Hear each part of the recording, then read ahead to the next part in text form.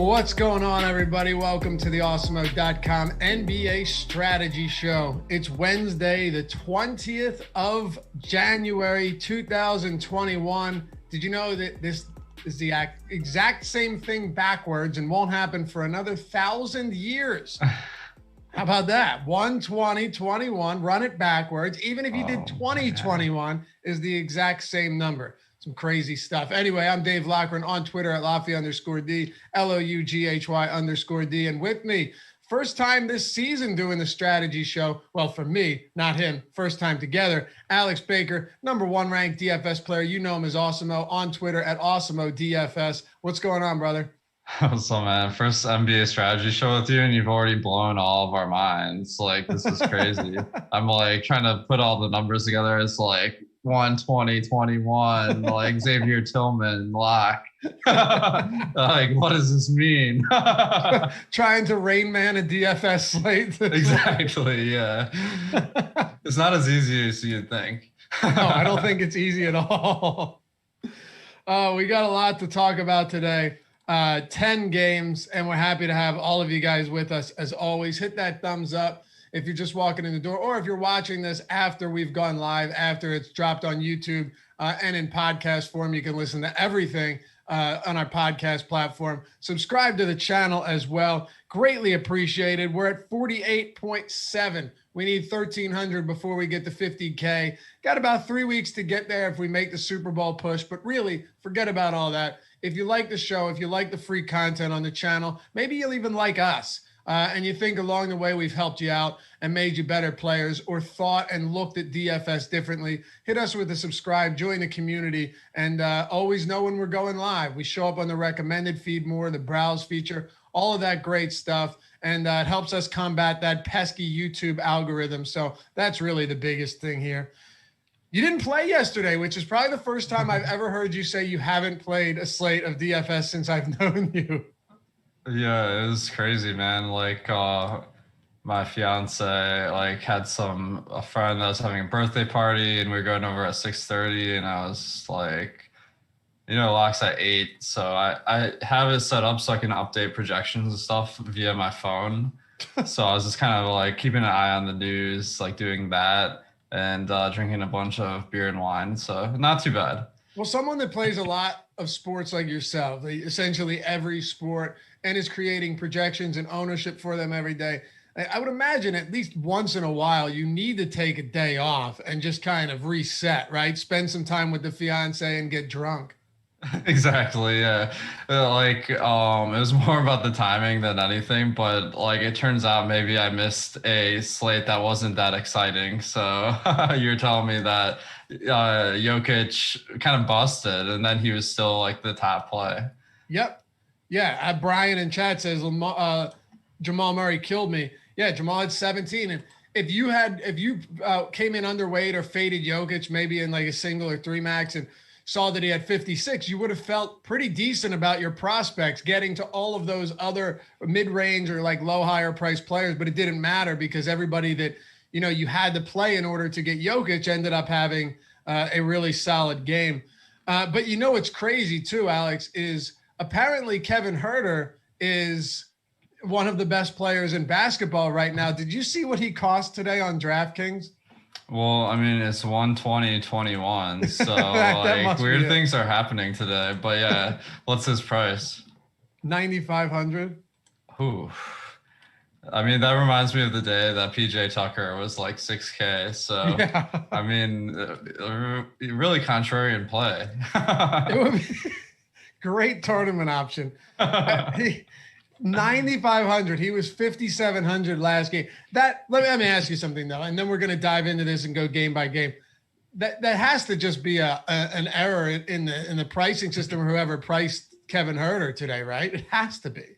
Yeah, I mean, like, that behind the scenes, there's a team of guys and ladies probably working on all these pricings, and there's some algorithm, and they're kind of looking at it, trying to figure out what makes a slate the best to play. So I have no idea like what the break in the system was, because that is quite the anomaly. Yeah, he's gonna need. Yeah, you can always count on 50 plus from Kevin Huerter. All right, Let's dive into it. Brooklyn at Cleveland. Kyrie Irving, sent out an apology to everyone, Alex, and it sounded heartfelt enough. He said he needed a pause. Look, it's not I talk about it all the time. I'm not here to be a moral arbiter on right and wrong.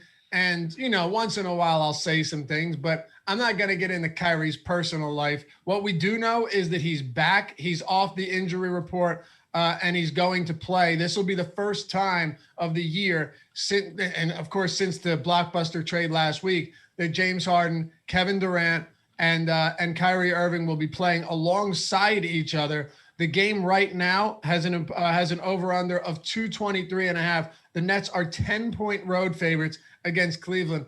Very simply, how do you see this dynamic working between these three? These are some big personalities and also three elite NBA players. Definitely. I'm trying to put myself back into 2017 where LeBron, Kyrie, and Kevin Love were all on the same team. I mean, from what I remember, Kyrie was pretty good at fantasy on that team, where I guess Harden would be like the LeBron of this team. And I get Kevin Durant, not exactly comparable to Love, but he's a guy that can play off ball, so at least that helps their dynamic. I think it's going to be hard because they're all primarily getting points through scoring and assists, and none of these guys really score assisted baskets. So the assists are going to go down, and then the points are going to be spread around a lot. So for DFS, not the most exciting situation today. Yeah, it's really not. I think we can agree on one thing, though. When you look at this team, essentially everyone else is just going to be frozen out of the offense entirely, right? So, if I'm looking at the Brooklyn Nets and trying to figure out who it's going to be that gets all of the opportunity, I mean, look at the first two games with Harden and Kevin Durant. Harden had a 36% usage rate. Durant had a 34% usage rate, and no one had a usage rate north of 14% after that. It was Joe Harris in 67 minutes that was at 14.4. So you take that, you throw Kyrie Irving into the mix. You have to think that we're looking at three high 20% usage rates, maybe. I mean, are there even any other teams that are comparable to this? I was thinking Leonard and Paul George and maybe Lou Williams when he was on the floor with them. But this is pretty extreme. And, you say that there's not a lot of appeal here. When you look at all of these price points, can you say Kyrie Irving is viable, or do you think he'll be limited today? Is there really anything from Brooklyn that intrigues you? Because if it's not these big three, we're not getting anywhere, maybe unless DeAndre Jordan or something. Yeah, DeAndre Jordan, depending on how this game plays out, is kind of intriguing because the only other centers on the roster right now are Reggie Perry and Jeff Green. Of course, Jeff Green is kind of like a small ball center. So I guess what's probably going to happen now is Kyrie is going to start in place of Jeff Green, where Jeff Green is going to come off the bench and back up DeAndre Jordan.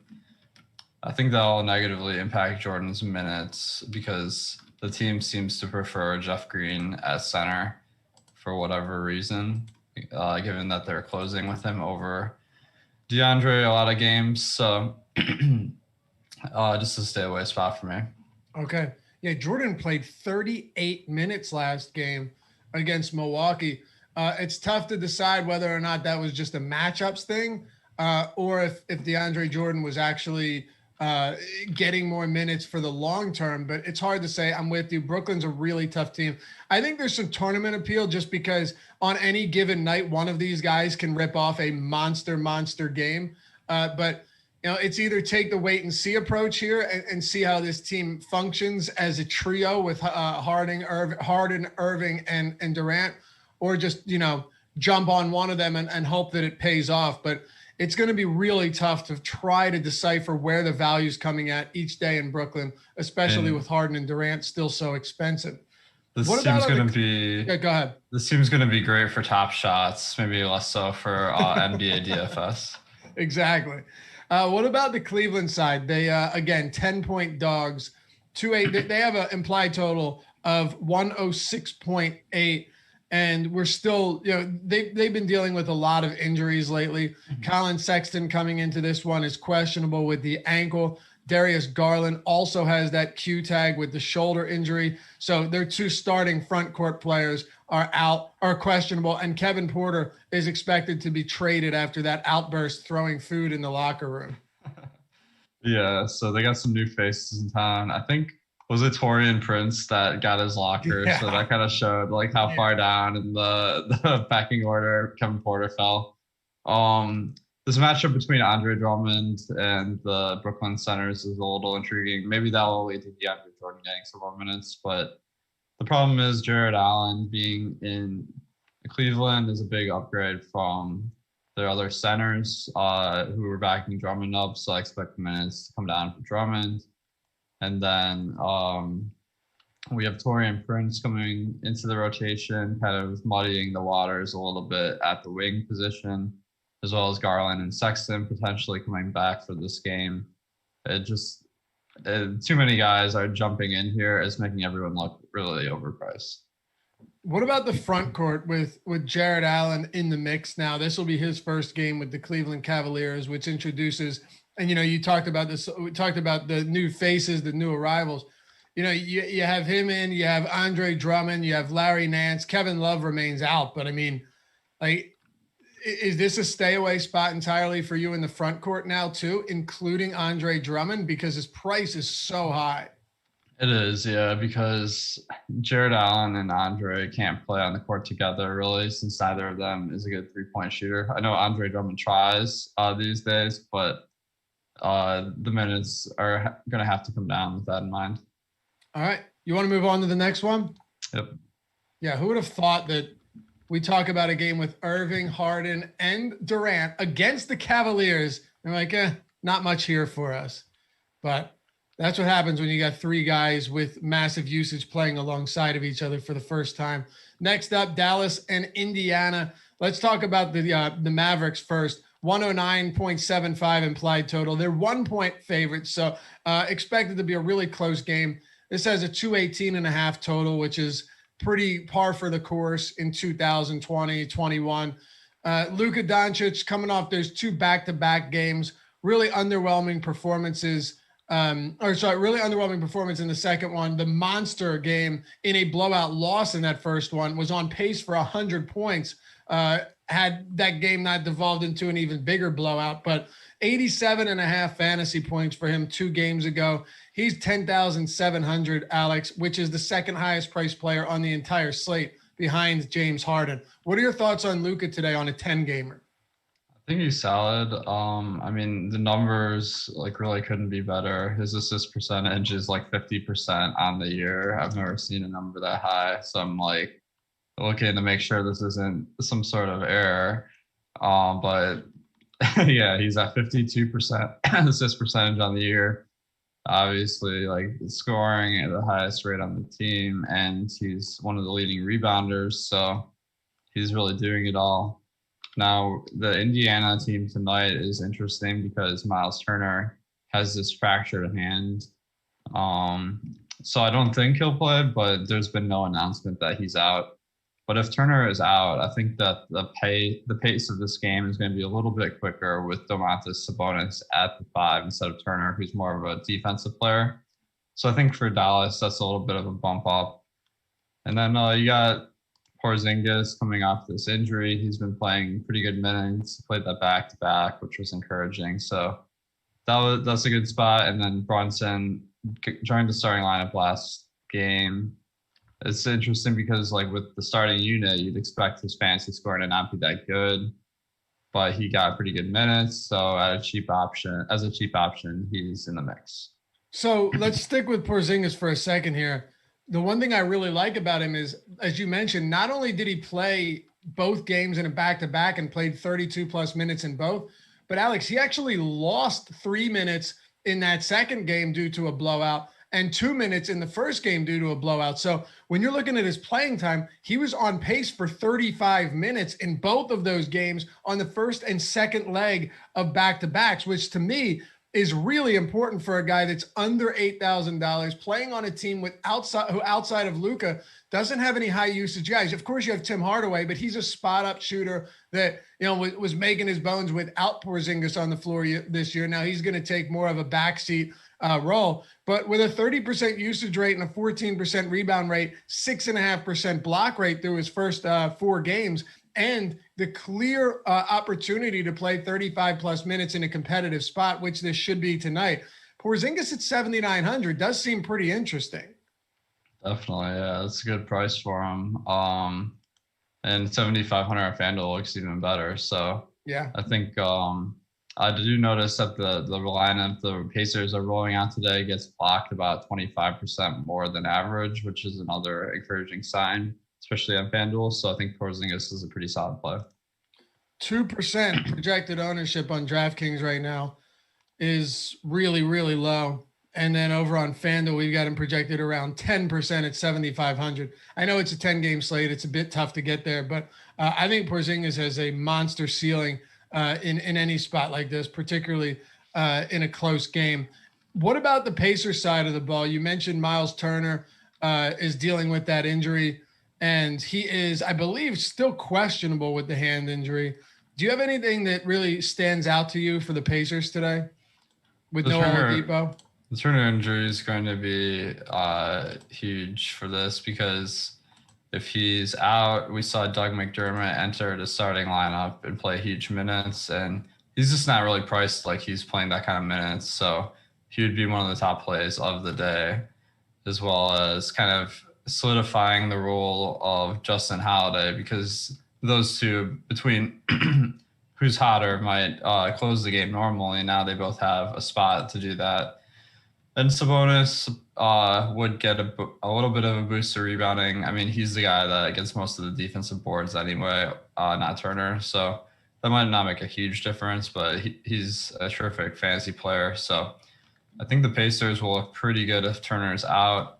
If he's in, I think the Stars will still look good, but Doug McDermott wouldn't be as exciting. Top options from this game? Turns out Doug McDermott is the top option for me, and then Sabonis, very solid regardless of who's in or out. It's just that you can only probably get a couple of these 10K guys in your lineup. For sure. You want to talk about top shots, man? I've been scooping up the Sabonis ones over the last week, and it's through the roof now, baby. This guy can play basketball. Undervalued, underappreciated. Big things happening with Sabonis, but he's not undervalued on DraftKings, $9,800. And on FanDuel, 96. So his price is a reflection of what he's been able to do on the hardwood this season. And then I'll just throw it out there one more time. Luka in any spot, particularly competitive games, I'm on board with. I'm also not worried about him playing with Porzingis. I think having another quality player who is capable of shouldering a decent load as far as usage goes can do nothing but help Luka Doncic instead of making him the only player out there in games where they're probably going to lose. So I like him, and I like Kristaps Porzingis at virtually no ownership on DraftKings. I haven't built lineups yet, so maybe it'll look a lot different, but 10% on FanDuel at 7,500 is also really appealing. How about Boston and Philadelphia, Alex? This should be a fun game to watch, maybe not the greatest fantasy game. Celtics 5-point dogs on the road, 220.5 total here. 5-point road dogs for the Boston Celtics. I was a little bit surprised to see that. Jaylen Brown right now is getting more ownership than anyone in this game at 17.5% on FanDuel. What are your thoughts on the Boston Celtics today? Yeah, Kemba Walker is back, so that's kind of cool, but he's on a minutes limit. That probably does cut into the roles of Marcus Smart and Jaylen Brown, who with Tatum out for COVID, they probably would normally get a bump. But once you have Kemba Walker coming back, that kind of makes that bump a lot smaller. So I think Jaylen Brown he's having a great season. The price has gone up, and the matchup versus Philadelphia with Embiid back isn't particularly good. So I'm not seeing a ton of value on Boston today, but Jaylen Brown, he is a pretty great player. Do you think the price point makes it difficult there, or is it just the fact that it's just going to be tough to get to him on this slate? Just on the slate, yeah. I think the Boston team total of 106 versus Philadelphia, it kind of indicates that this game is going to be a little bit lower scoring. And then you have Kemba Walker coming back, so you don't have that injury bump to account for Jaylen Brown's increased price. Yeah, I was looking at I was trying to see, let me put Hayward in this query as well. Jaylen Brown's usage with Tatum off the floor and Gordon Hayward off the floor as well. Last year, since the start of last season, it's 28.6%. Not a bad number there. Assist rate is 17%, though. Rebounding rate for Jaylen Brown of 10%. And fantasy points per minute, he's coming in at 1.13. So, yeah, I think it's a little bit difficult to get there. Plus, another thing, the Sixers have played really great defense when they're healthy this year, Alex. Before all of the COVID mess, they were ranked number 1 in defensive rating. And when you have Ben Simmons and you have Joelle Embiid anchoring that defense, Jaylen Brown could still have a good game, but I think it just makes him less appealing. So if you have nothing else on Boston, I'm happy to talk about the Sixers here. I'll just mention Joel Embiid is like one of the few players in the league that if he goes out, like the over under of a game will go up. He's like that good at defense. So that is definitely a hit to Boston today. For sure. And honestly, if he was out today, the Sixers might be home dogs. Like, he can move a line quite a bit. You're right, because of what he does offensively and just such a staple on defense as well. Let's start it off with him then. He's $9,600 on DraftKings. On FanDuel, Joel Embiid is $9,800. Matter of fact, he's cheaper than 3 other centers, only 2 of whom will be playing today. Karl Anthony Towns out with COVID-19. But Joel Embiid, when you look at the amount of minutes, and I think this is really important, that he's played in competitive games, 34 in regulation against Miami, game went to overtime, 37 in that game against Washington, 37 against Charlotte in a close game, 38 in a close win over Toronto. He has played 37 plus minutes 4 times this season. So we're seeing a different Embiid here where he's going to get as many minutes as he can as long as he's healthy. Definitely, yeah. I mean, that's been a pretty awesome thing to see is in the competitive games, he's getting a lot more burns. So his upside is a lot higher this year than we're used to. And he only missed 1 game. He was expected to miss 2 or more. So on one hand, you could say maybe he's playing injured or with a sore knee. On the other hand, you could say maybe it was all precautionary and the guy is completely fine. I lean towards that direction because when Embiid is out there, he might fall a lot. I mean, the guy falls so much, but he doesn't stop playing. He's going to, no matter what, if he's on the floor, you're going to see him play and give it everything across however many minutes he's given. Do you like anybody from Philadelphia today in what should probably be I wanted to say a lower scoring game, but the total's at 220.5. So it's not that low of a projected score. Yeah. The other piece here is Seth Curry is back today. So I expect him to join the starting lineup again, sending Maxey to the bench.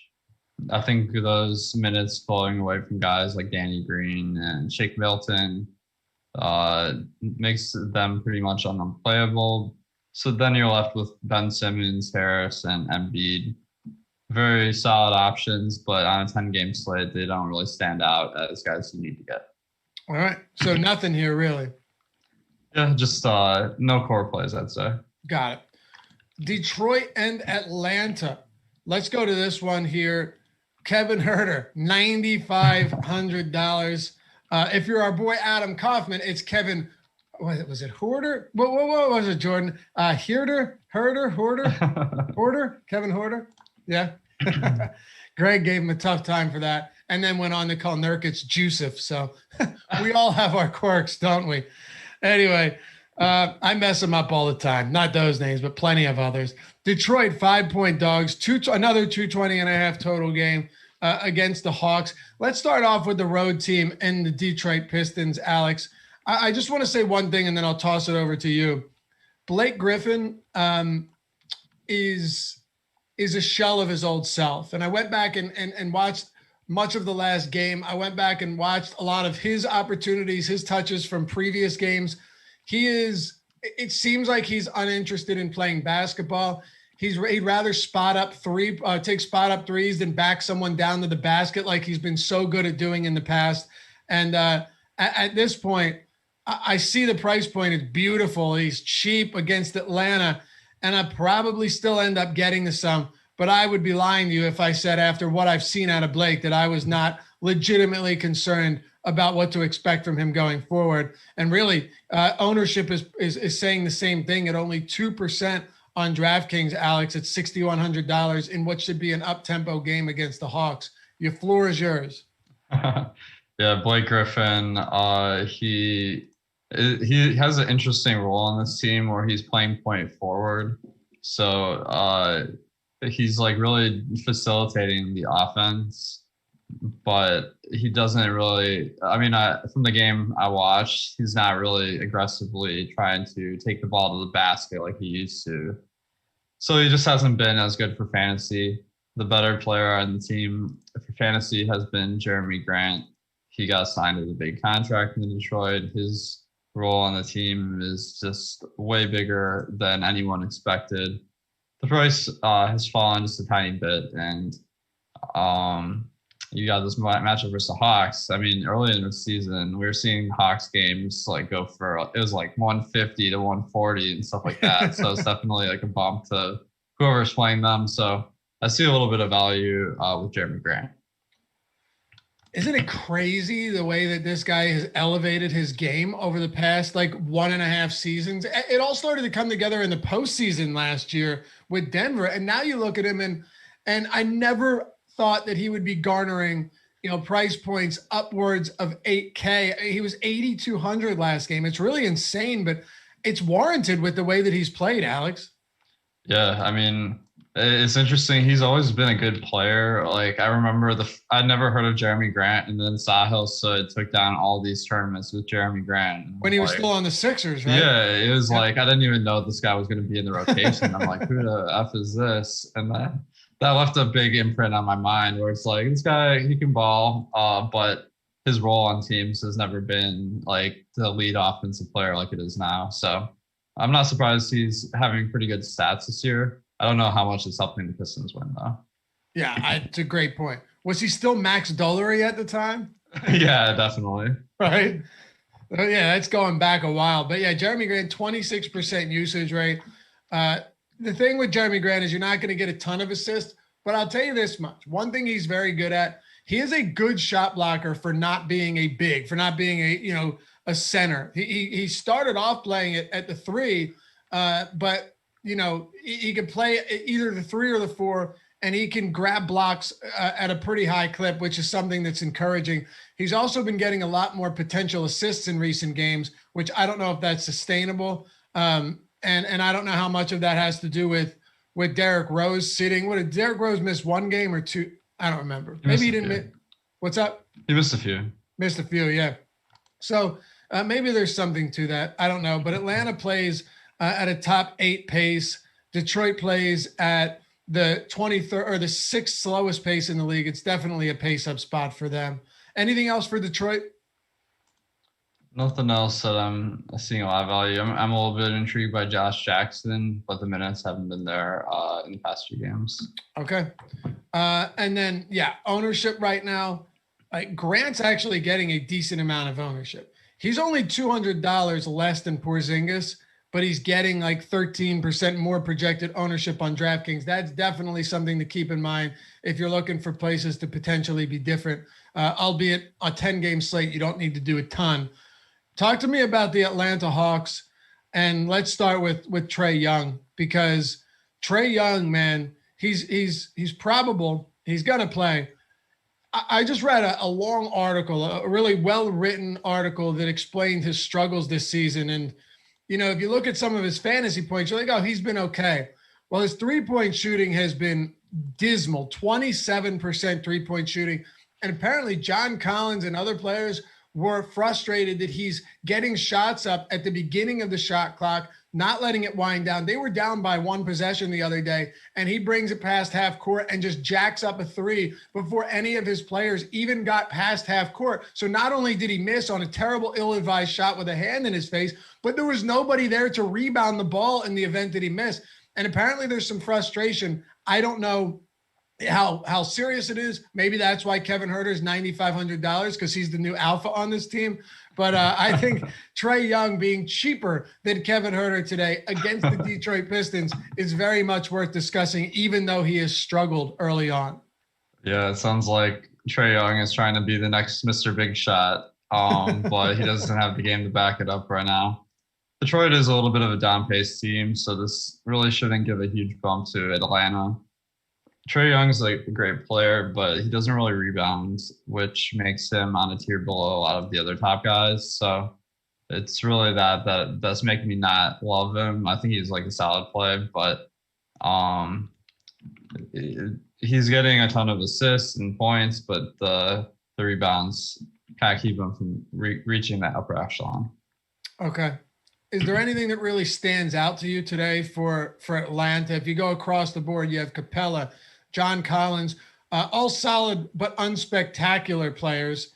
And then you have DeAndre Hunter is probable. All of these Q tags are guys that are mostly probable outside of Danilo Gallinari, who's already been ruled out today with that ankle injury.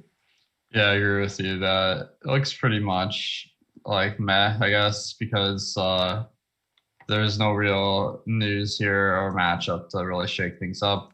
Capella's a little bit interesting. He's had some big minute games.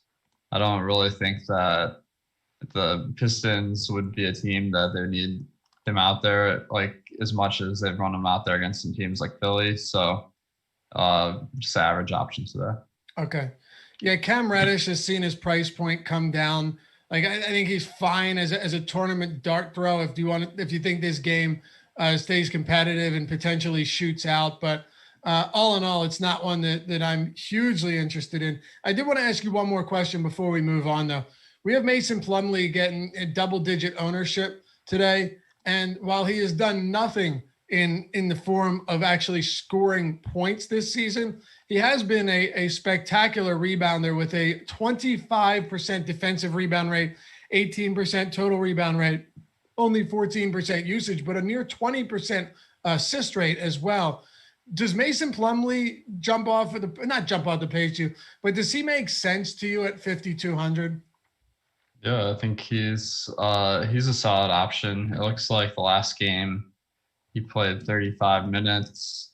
Now I really have no insight like why he went from playing like 28 minutes a game to 35 in this particular game, but it shows that there is a little bit of upside here, and this price point is pretty low. The only thing is that in the past they've run out a three-man center rotation with Jahlil Okafor and Isaiah Stewart, and that's been what's really eating into his minutes. Jahlil Okafor has gotten a DNP CD the last 2 games, but the 4 games before that he was playing. So it's anyone's guess if Okafor will be in the rotation tonight. Fair enough. Let's talk about Miami and Toronto. The Miami Heat just been absolutely battered by COVID-19 protocol. We've seen a lot of teams take a hit, but Miami's taken the brunt of it in many forms. You've got Jimmy Butler still out today. Tyler Hero is not dealing with COVID-19. He's dealing with a neck injury that sidelined him last game. He is questionable for this one. Goran Dragic coming into tonight's game is probable. So, that's some good news. But ultimately they're just trying to get healthy again, Alex, and not having Jimmy Butler is definitely going to hurt them once again. But Toronto defensively has been a middle of the road team this year. They're not the same stout defense that they were in previous seasons, particularly in that finals winning campaign a couple of years ago. What are we doing with the Miami Heat, assuming Tyler Hero plays? If Tyler Hero plays, that pretty much kills a lot of the interest because he's he's going to take a lot of the minutes of potential away from some of the guys that had roster otherwise, like Goran Dragic. Dragic started the last game, so I would expect him to start again if Hero's out, making him a really underpriced play. So that'd be interesting. But if Hero's in, then I might just take a couple of flyers on this team. Hero himself looks fine. Bam Adebayo. He's got a reasonable price tag, but the opportunity cost once you hit this 8K range is pretty high. Yeah, we had a super chat as well from J Love 300. He says, "Yo, would y'all start Jeremy Grant over Aaron Gordon? If you had a choice, what choice would you pick?" Thank you for that super chat. Do you have any real read on that, Jeremy Grant or Aaron Gordon? If it's DraftKings, they're $300 separated. I think that's a good one. Yeah, I think both of them are very good options today. I guess then it comes down to the matchup where Orlando is playing against Minnesota. I feel like that's the top matchup of the NBA right now. Just because Minnesota is pretty poor defensively, I don't expect that to be any different with Karl Anthony Towns out. Whereas Detroit's playing against Atlanta, that's a nice matchup, but not quite that upper tier. So I guess I'd go with Aaron Gordon. All right. Yeah, and we have Aaron Gordon and Jeremy Grant basically neck and neck as far as our projections go for today. You can check all of that out. Ownership, you hear us talk about it throughout the show, our Awesemo ownership projections. You'll hear us talk about that not just for basketball, but for all of our sports because it's a crucial part of being a winning DFS player. All of that at Awesemo.com, player projections, the boom bust tool, the top stacks tool, the lineup builder, all of it, all of our premium articles, the Fantasy Cruncher add-on. Check all of it out at awesemo.com/join. It is a wonderful site. I think you will enjoy all of the content, and I can say pretty confidently that it's the best stuff out there. Alex Baker right here, you're looking at him. Awesemo himself built all of these tools, uses these tools to win a good amount of money. I can assure you of that. And they're available to you as well at awesemo.com/join. If you have questions about the packages, about the subscriptions, my DMs are open on Twitter. I'm happy to give you a hand with them.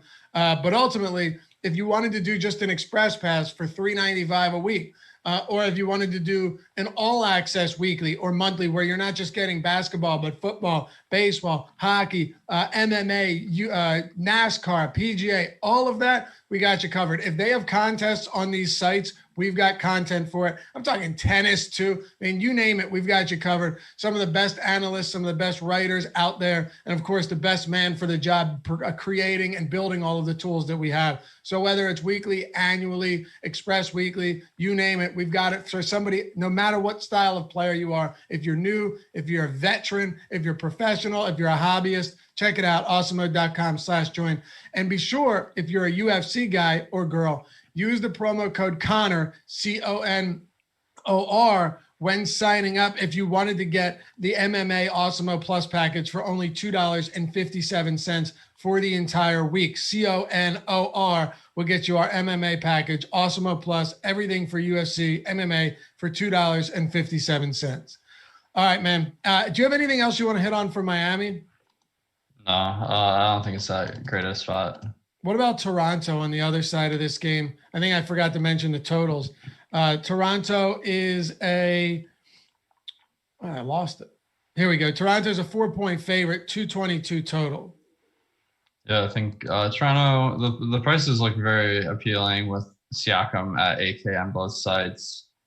Kyle Lowry and Fred VanVleet are at 7.5K on both sides, basically. So those are really the consistent options. They always get the minutes. The matchup is kind of meh, but I kind of like that tier. And then Boucher off the bench has been pretty impressive, but his salary is sky high right now. So I'd want to play him, but a little bit overpriced.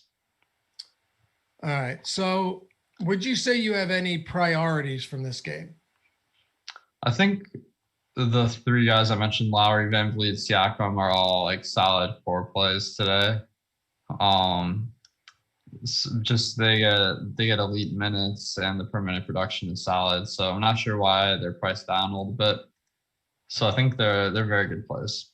Yeah, and it's funny with them. I think Adam Scher mentioned it on the deeper dive the other day that the good thing and the bad thing about this trio is they're all so similar in usage and in per minute production and in salary that any one of them could go off on any given night. You just have to figure out which one it's going to be before it happens, and that's the tough part. Definitely. All right, let's talk about the next one here. Orlando and Minnesota.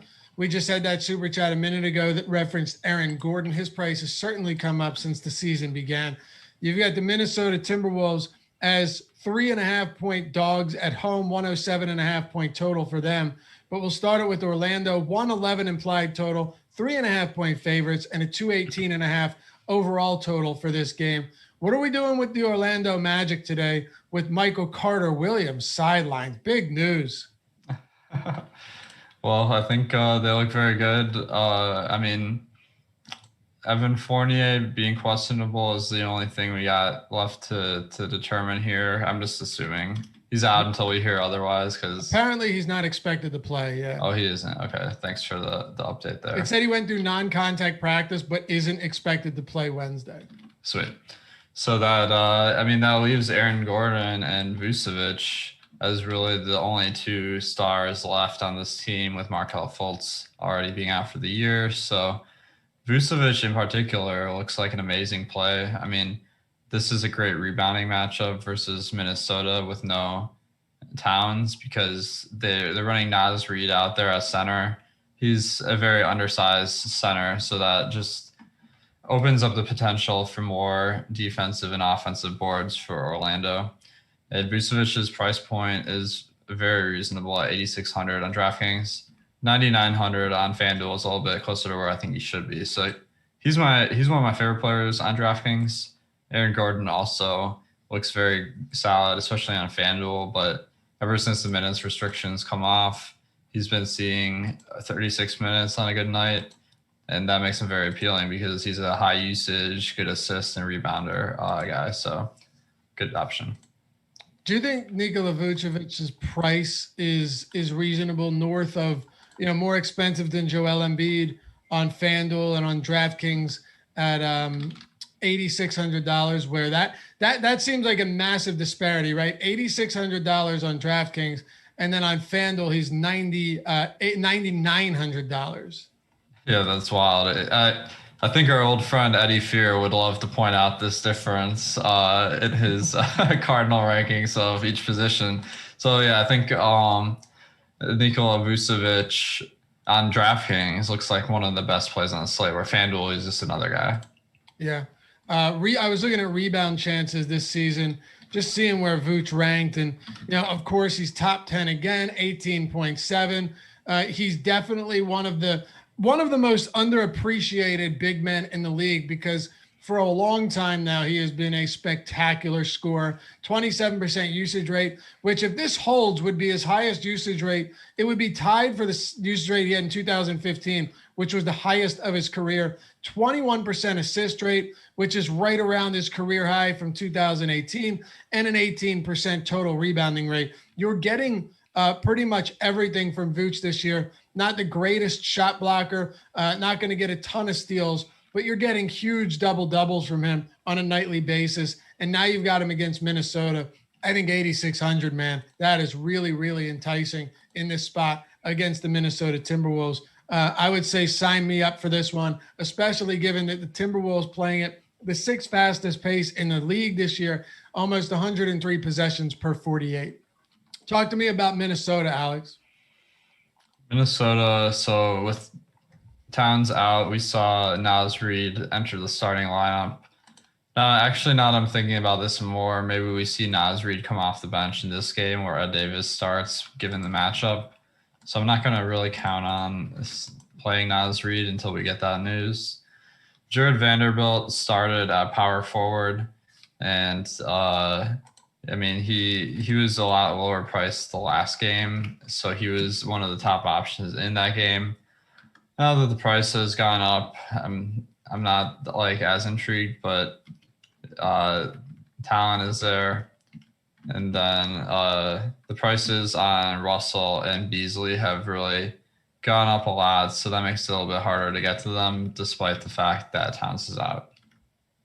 On a night where you have Orlando facing arguably the best, or grabbing arguably the best matchup in basketball this season, the Timberwolves have a 113.9 defensive rating. That's points allowed per 100 possessions. It's third worst in the league. I don't imagine Towns being in or out really makes a big difference. He's the furthest thing from a defensive stalwart. But it's one of the greatest matchups you're going to get. Would you say you have any priorities on Orlando or on the Minnesota side in the event that this game evolves into a shootout? Definitely. I mean, Gordon and Vujovic are excellent plays tonight. Cole Anthony and Terrence Ross look solid. Terrence Ross only on FanDuel, though. On the Minnesota side, one guy I'm intrigued by is Anthony Edwards. He saw a minutes bump with some of the injuries in the last game. So, he was the number 1 draft pick. They have a lot of incentive to feature him. So it hasn't come yet, the eruption game, but we know the talent's there. For sure, yeah. And I thought this last game was pretty interesting because Jared Vanderbilt played 29 minutes. He only attempted 4 field goals against Atlanta in that 11-point loss, but had a solid all-around effort, 8 points, 8 rebounds, 3 assists, 3 steals, 1 block. He got the start at power forward. You have no Juancho Hernan-Gomez again. You have no Karl Anthony Towns. Do you think 4,900 is reasonable for Vanderbilt?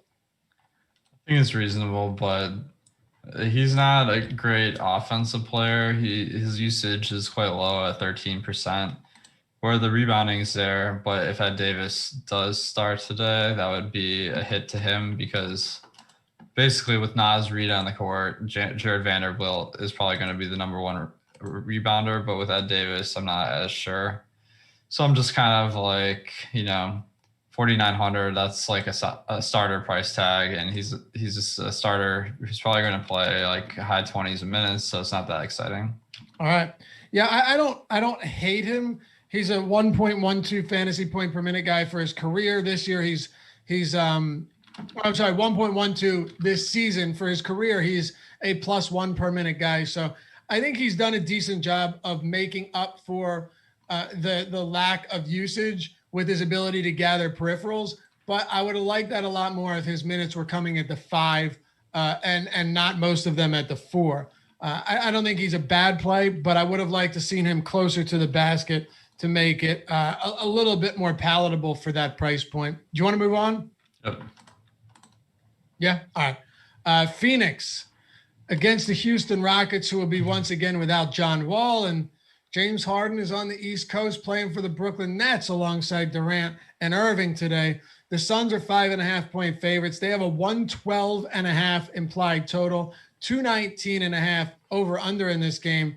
Seeing a trend here. Almost every game we've talked about has been between 218 and 220.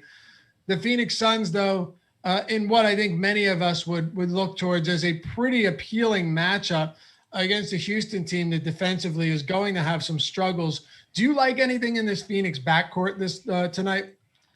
Backcourt is less exciting because I had been kind of on Chris Paul for a while, but now that Cameron Payne is back, we saw that with Payne out, that changed Paul's rotations and he got more minutes. So I expect that to come down a little bit from the 34 he's averaged over the last 5. And then Devin Booker's rates just haven't been the same with Chris Paul on the court. So the guys I'm looking at are more the front court with Cameron Johnson, who got the start last game.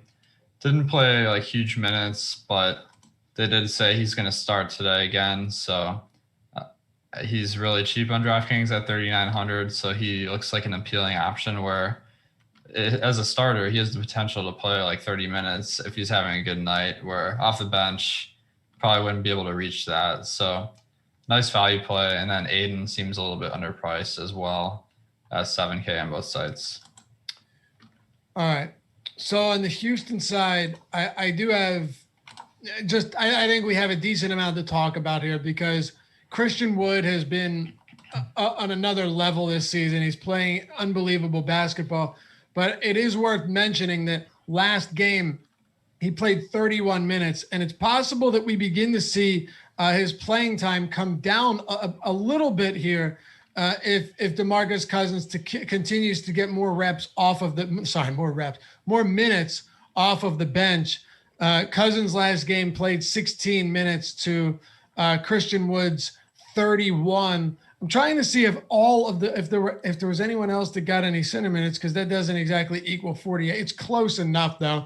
It's like a minute and a half shy of that. So it's hard to say, but the biggest question is, now that we're paying a lot for Christian Wood, can we rely on him to get 35 minutes going forward, or is he going to start seeing the low 30s in minutes, because those additional few minutes make a huge difference? Yeah, I think that probably the low 30s with DeMarcus Cousins backing him up like you were suggesting. But on a good night, I mean, he'll probably play about 36, which, I mean, that's okay. So not a standout option, given that Phoenix is a tougher matchup these days. And Oladipo being in the lineup now, I mean, he's no James Harden, but that does kind of take away some of the potential usage for guys like Gordon and Wood. So he just looks like a play tonight. Wood is about average, I'd say, not anything exciting. So on the Phoenix side, Cameron Johnson's projected ownership is very high. As a matter of fact, it's one of the highest on the slate. On the Houston side, there really isn't much outside of Wood and Eric Gordon getting a decent amount. But let's talk about Victor Oladipo. We've got him projected for around 7% ownership right now. These things can change throughout the day, especially as news rolls in and we adjust. But Victor Oladipo, in his debut with Houston at 7,500, had a very solid game. 23 field goal attempts. If you saw any of this game or just followed along, he was obviously the go-to guy here, along with Christian Wood. He had a 42.7% usage rate in his first game, Alex, and a assist rate of 67%. You heard that right. In his first game, Victor Oladipo was not just thrust into the starting lineup to do everything, but he did essentially everything. His price has come up a couple $100. He's not getting any ownership against the Suns. What do you think about him today with John Wall remaining sidelined? He looks intriguing. I think when you take Harden and Wall out of the lineup for Houston, I mean, they really don't have a facilitator, so that makes sense that Victor Oladipo was able to step into that role and get 9 assists in the last game. So that does indicate that there may be more potential for him in this Houston offense with Wall out than there was in Indiana. So I kind of like that play. I think he if you're going off the season numbers, he doesn't look great, but if you're adjusting for this new climate where he's the point guard, basically, I think he looks like a great play. Yeah, me too. He only had 13 potential assists in that game, which is a little bit of a red flag to me. 9 dimes on 13 assists, monster assist rate. I think he had 25 assist points created, which is insane. So maybe curtail those expectations a little bit, but I think it's 7,800 against Phoenix.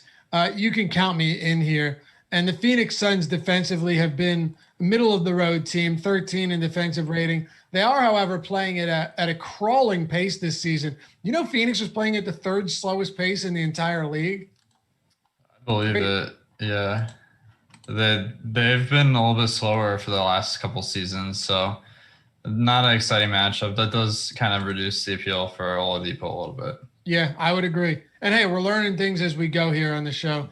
Houston playing at a pretty average pace, but this could end up being a relatively slow game, maybe compared to expectations. You want to move on? Yep. Let's do it. San Antonio and the Golden State Warriors. We keep this one moving here. Golden State comes back against LeBron James-led Lakers the other day, and amazingly, I was shocked by this, amazingly got that win. They were down by like 20 points in the 3rd quarter. Now they've got a matchup at home against the San Antonio Spurs, Alex. They're 1-point home favorites. This game has a 228 total. It is the second highest on the entire slate. And the Spurs on the road have a 113.5 implied total themselves, also one of the higher marks. How do we approach this Spurs team today against the Warriors?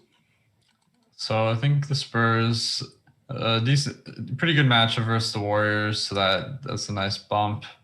The difference in price on DraftKings and FanDuel is pretty significant, where the Spurs are a lot cheaper on FanDuel, so they stand out more.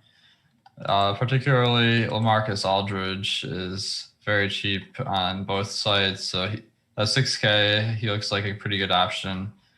There was one game where he saw his minutes cut down because Pirtle outplayed him, but I expect that to be a bit of an anomaly. So I think that's a good spot to look. And then, I mean, the other guys look solid too, with guys like DeJounte Murray and DeRozan, but there's nothing really making me click that button today. Okay. So you say no priorities from San Antonio? Yeah, just Aldridge. And then on FanDuel, Mills and Gay are really cheap, but coming off the bench, it's hard to really see a ton of upside. What about Stephen Curry on a 10-game slate where there's a lot of competition among the higher-priced players? He's got a usage rate of 32.5%. It's not much lower than you've seen from Curry. As a matter of fact, in the Klay Thompson and Durant days, this is 2.5 points higher than what we saw from Curry. His assist rate's at 32%. He's not rebounding well, but he shouldn't expect him to anyway. I think ultimately you just expect maybe him to start shooting better from three-point range, but his true shooting mark is not that much lower. He is, however, shooting a decent amount worse from three-point range than he usually is. I think that ultimately ends up correcting itself. What are you doing with him today against the Spurs?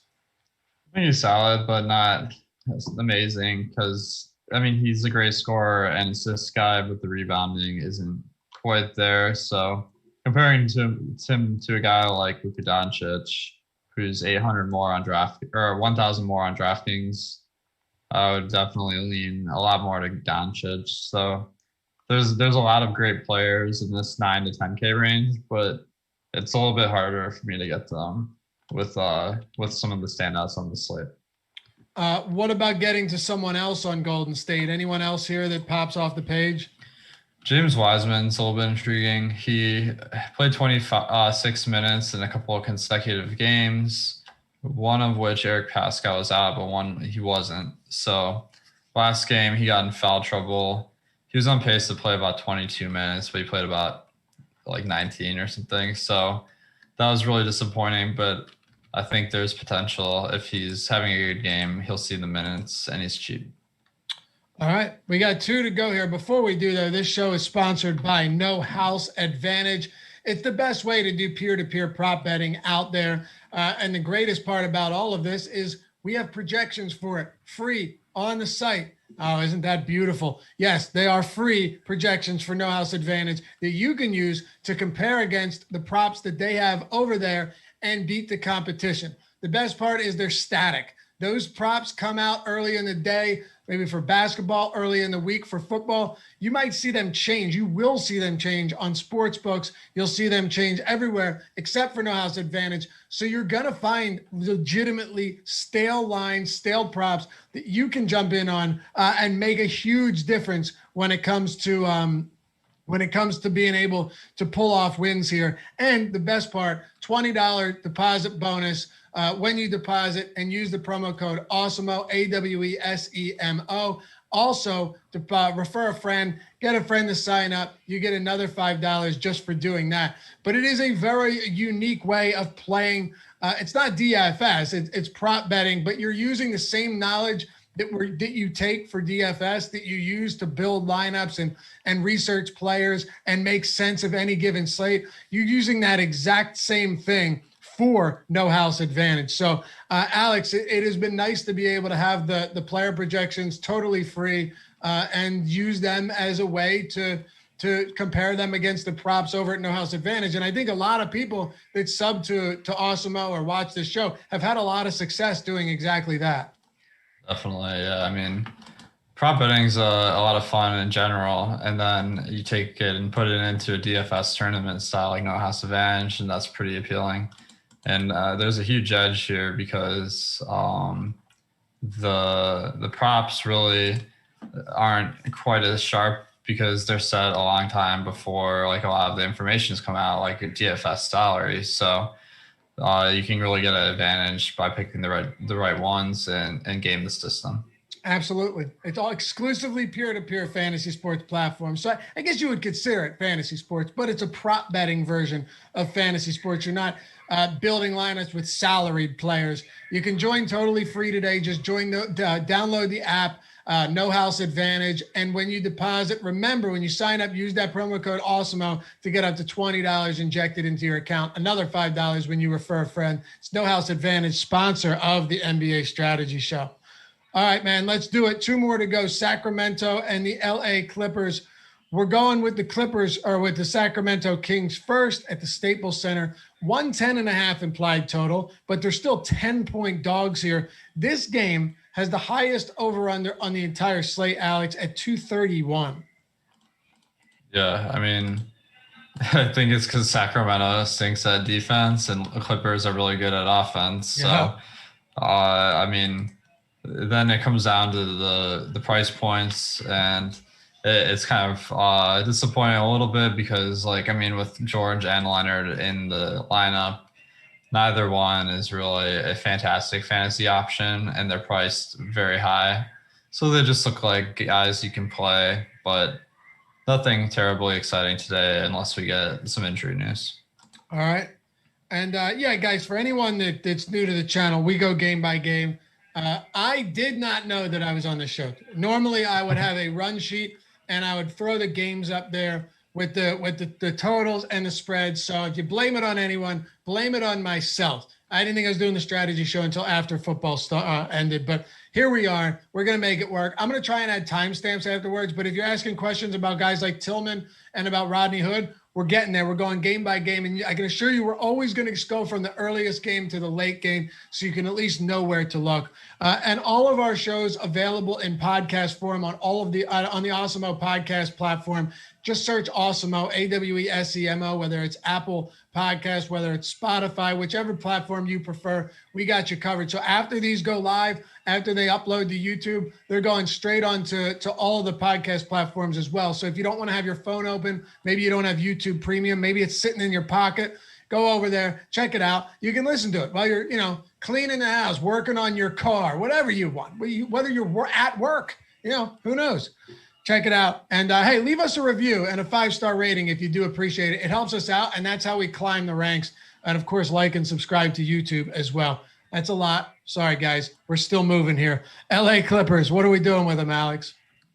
So I think it was a little bit tough to get to the price points on the Clippers, so I might just focus on them in the late slate.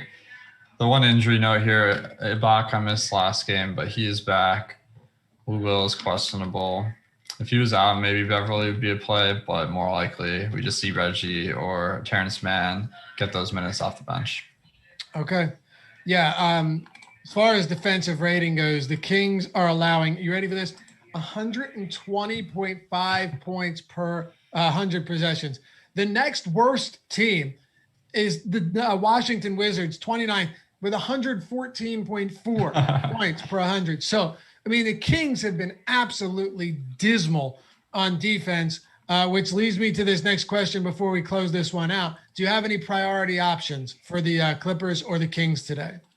So the Kings, the Clippers are a really tough matchup. So I don't see anything unless we get some injury news. But Bagley, man, I keep getting intrigued by like the potential there. He played 36 minutes in the last game. Huge. Yeah, but he's only averaged 26, so it's hard to really count on that. But he could be a guy to take a chance on. Yeah, that's a good point. It's just a speculative option if things go well. He played 31 minutes 2 games ago against this same Clippers team, and they lost by 38 points. So I don't know. Maybe we're giving him around 30 minutes or so, and that makes him more appealing. I think Bagley, just as a +1 per minute guy, I think that's a good call, Alex. If there's one guy on the Kings that I'm willing to get to feel decent about in tournaments, where if he does play another 36 minutes, might not matter who he's facing, because at that price, as a pretty competent per minute player, I like it. All right, no better game to close out this slate with. And for all of you guys that have hung with us this long, glad to have you finish it with us. Jonas Valanciunas on the Memphis Grizzlies against Portland is out. COVID-19 protocols. Another one goes down. 223 total. 1 point spread. 111 implied total for the Memphis Grizzlies. We got to start in the front court. No Joelle is a huge deal. He's a big fantasy point per minute guy, like 1.3 or 1.25 per minute on the season. And now you've got him voiding a decent amount of minutes in this front court, Alex. You've got Brandon Clark, Gorgie Jang, Xavier Tillman. How have you decided to work this rotation without Valanciunas and without Jaren Jackson, who hasn't played a minute yet this season? Nice thing, I mean, we have a game to look at now, where last game I was kind of like, is Gorgie Jang going to start with Tillman off the bench still? But that wasn't the case. Tillman got the start. He played 28 minutes. Gorgie Jang only played 14, so that means the rest of the center minutes went to Brandon Clark, who played 35 minutes. So this appears to be a huge bump to Brandon Clark and Xavier Tillman, and they both look like great options tonight. Okay. So, or would you say both of them are top values today? They have to be, right? Tillman's ownership says all you need to know, right? Yeah, I think so. And I think we will see Brandon Clark's rebounding be a little bit higher than it has been. Xavier Tillman is not the greatest rebounder. So compared to Joelle, who's boarding at 27% on the defensive end, Tillman's been at about 12%. So that means a lot of rebounds are going to have to go to Clark. Okay. What else do you have for Memphis here on the road outside of the front court, which is obviously going to be the most popular aspect of this Grizzlies team today? I think, Kyle Anderson, Brooks, and John Moran all look like reasonable options. The Portland side looks pretty appealing with Enes Kanter continuing to start with Nurkic out for a month. So Kanter's price point has gone up, but they've kind of indicated they're going to have him play about 28 minutes a game in a competitive game, I'd say. Let me pull up the flow and popcorn machine real quick just to make sure I get this right. He played 27 minutes in the last game, but it was a blowout, so he may have missed a couple minutes. And his per-minute rates have always been strong. It's just a question, can he get the minutes? And I think the recipe for big minutes for Kanter might be there because he's backed up by Harry Giles. All right. Yeah, and last game for Memphis, Kyle Anderson, Brandon Clark, and Xavier Tillman all finished within 2 rebound chances of each other. So it's hard to say, but I think you're going to begin to see better rebounding totals for Clark and Xavier Tillman. Enes Kanter is a quality rebounder, but so is Yusuf Nurkic. It doesn't make a huge difference here. Who would you say, as we wrap up today's strategy show, are your top options for Memphis and Portland? Because right now, if you just sort this game at awesemo.com using our ownership, there are 5 players getting 15+% projected ownership and 6 in double digits. Clark and Tillman are probably top options on the slate for me. And then on the other side, I think Enes Kanter is also a top option. So we kind of have our front court options figured out. It's just a matter of who else we must stick in the lineups. For sure. And just one last thing here. I know we've gone a little bit over 11 o'clock, but we're not up against it. Damian Lillard, he is playing without CJ McCollum, which we know is a huge, huge deal. Terry Stotts gets some staggering in there, but really not enough to where it makes not enough to where they're playing significant minutes without each other when McCollum is healthy. McCollum's going to be in a walking boot for probably the next month. And Damian Lillard, since the start of last season without CJ McCollum, is a 1.45 fantasy point per minute producer with a 35% usage rate and a 35% assist rate. just really stellar numbers now going up against a shorthanded Memphis team. He's getting around 16% projected ownership. Would you say he stands out as one of the top tier players as far as price point goes today? Definitely, yeah. His numbers without McCollum on the court haven't been like as amazing as you'd think this year, with 33% usage and 30% assist percentage. But I mean, logic indicates that if you take McCollum and replace him with Rodney Hood, who has about half the usage, like Lillard's going to take a lot more shots. If we go back to last season, it's 36% usage, 37% assists, based on this NBA WOWY query I'm running. So that really indicates the potential is there. I think he'll also play more minutes. So he's really expensive, but I think he's a good play. Yep, me too. And while those rates, like you said, aren't spectacular in terms of the increase you see without McCollum, this is a guy who will play 40 plus minutes in a close game. You know, he's been playing 40 plus minutes in competitive games, 40, 42, 43 in the last 3 games that were decided by 10 or fewer points. I'll take that to the bank all day long. Alex, your top high priced option and your top value play, sorry, putting you on the spot here for tonight's 10 game slate, and then we will go off into the sunset. So the top value play is easy. Xavier Tillman is just dirt cheap on DraftKings at 3,500. It's rare these days you find a good play under 4K, so that really stands out a ton. My high price option, I mean, I got 3. One, Vujovic I think is the best play on DraftKings. But I mean, we're talking about all these centers we want. His price point is amazing though. And then Luka and Damian Lillard both look like kind of 1A and 1B tonight, where, I mean, both are in amazing spots. And Luka's a better overall fantasy producer, but Damian Lillard's getting that bump from McCollum. So I'm having a hard time choosing between them. I'm with you on all of that. And the last one I'll say is Marvin Bagley. You pointed that out earlier as a low-owned tournament play. If he does play another 30, 35 minutes at 5,600, just to reiterate, that could be huge. Definitely.